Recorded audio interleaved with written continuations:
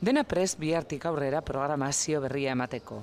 Euskadi Irratian Maite Artolak eta bere taldeak hartuko dute goizeko albiste saioaren ardura nagusia, 7etan puntu-puntuan hasita. Goizeko 7ak dira.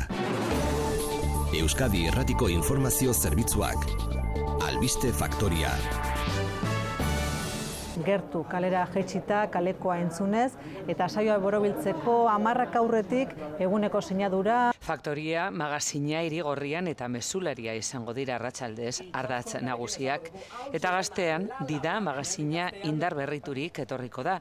Goizak humore honez hasten lagunduko digu kaleko gora beren gidariak izan da.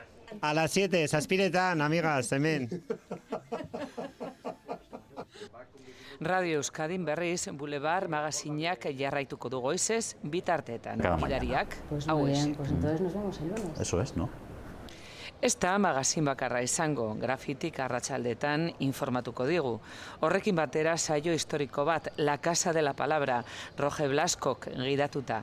Eta nobedade gisa, Islandia. Feliz Linares eta Enrique Martinen eskuetan jarrita. Denok islandiar bihurtzeko aukera izango dugu. Radio Vitoria ere erreferentea izango da, Araban zer gertatzen den jakiteko.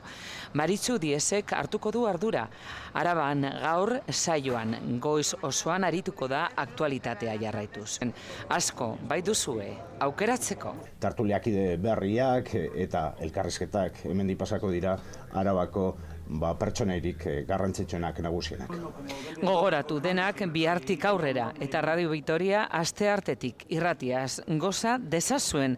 Asko, bai duzue, aukeratzeko. Bueno, konturatzen zareten bezala ja gu hemen atzera kontu batean sartuta gaude, ze ja ordu batzu besterik ez dira.